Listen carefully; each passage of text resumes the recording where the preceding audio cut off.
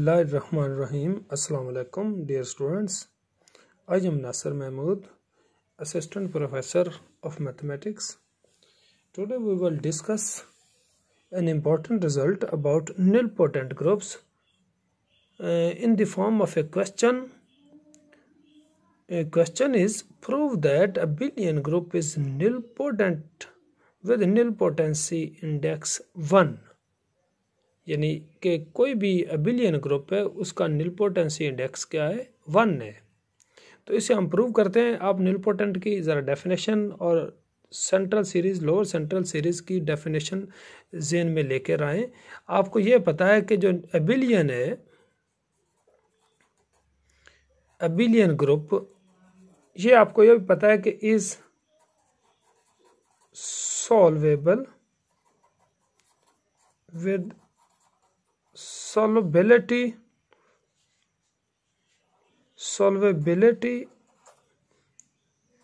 Index. ये जो इसकी सॉल्वेबिलिटी इंडेक्स भी 1 नहीं होती, ये हमने पहले प्रूव की हुई है। अब अबिलियन ग्रुप आपको पता है दो तरह का होता है, एक साइक्लिक होता है और दूसरा अगर नॉन साइक्लिक है तो वो फिर क्लाइन 4 ग्रुप होता है। तो हम दोनों केसेस को बारी बारी डिस्कस करते हैं।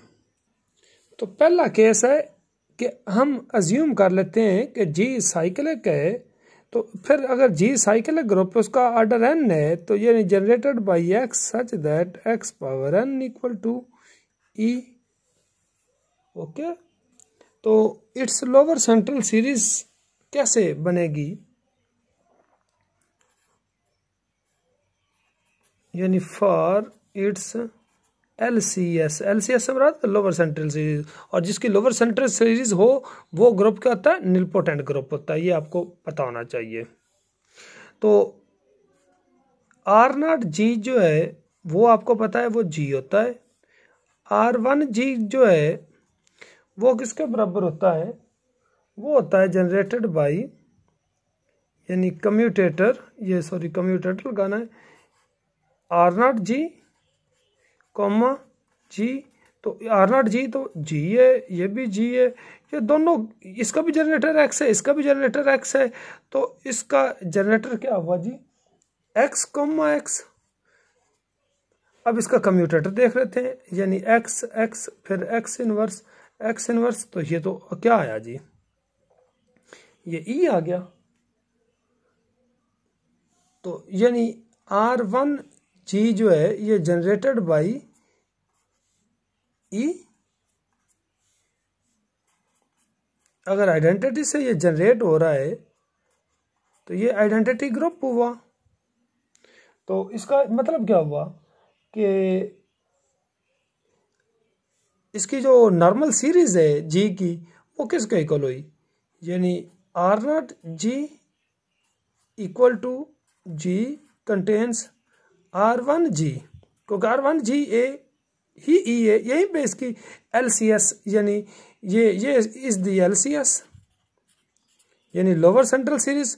और इसका निलपोटेंसी इंडेक्स क्या हुआ, विद निलपोटेंसी इंडेक्स 1।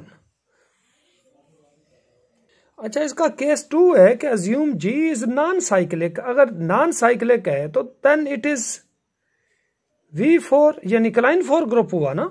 तो आपको पता है क्लाइन 4 ग्रुप क्या होता है, generated by AB such that A square equal to B square equal to EB and AB equal to BA inverse. और इसमें A इनवर्स आपको, क्योंकि A स्क्वायर A है तो A inverse A, B inverse B हुआ, तो इसमें AB equal to BA हुआ। वैसे भी ये बिलियन है तो इसको हम G मान लेते हैं। तो इट्स लोअर सेंट्रल सीरीज, यानी LCS देखते हैं, यानी R0G equal to G। R1G वो आपको पता है कि R0G कॉमा G, इससे जनरेट होता है ना R1G। तो R0G आपको पता है G है, तो G कॉमा G हो गया। तो इसका भी जनरेटर A भी है, इसका भी जनरेटर क्या है ए बी, यही है ना इसकी डेफिनेशन V4 या G की। तो ए बी, और ये पिछला अगर आप मेरा लेक्चर देखें तो ए बी इसको हम सिर्फ ए बी ही लिख सकते हैं। ए बी कैसे लिखते हैं, ए का ए के साथ करेंगे वो ई आ जाएगा, फिर ए बी और बी ए सेम आएगा, बी का बी के साथ करेंगे वो भी सेम आइडेंटिटी बन जाएगा, तो ये सिर्फ ए बी रहेगा। अब देखें ए बी का commutator A B, A inverse B inverse, और ये चूंकि वे अबिलियन ग्रुप है इसमें A B equal to B A, तो आप ये ए बी आगे ए इनवर्स ए हुआ, बी इनवर्स बी हुआ, क्योंकि ए स्क्वायर और बी स्क्वायर 1 1 है, तो inverse A B inverse B. अच्छा, बी ए को हम क्या लिख सकते हैं, ए इंटू आगे बी ए की जगह आप ए बी लिखते हैं, इधर भी बी, ये ए इंटू ए स्क्वायर बी स्क्वायर, ये भी ई आ गया। तो यानी R1G जो है वो किसके इक्वल आया जी, ई के। तो इसकी जो LCS हुई वो फिर वही 1 पे पहले पे ही खत्म होगी ना, कि यानी R0G equal to G contains R1G equal to E is the lower central series. तो नीलपोटेंसी इंडेक्स क्या आया,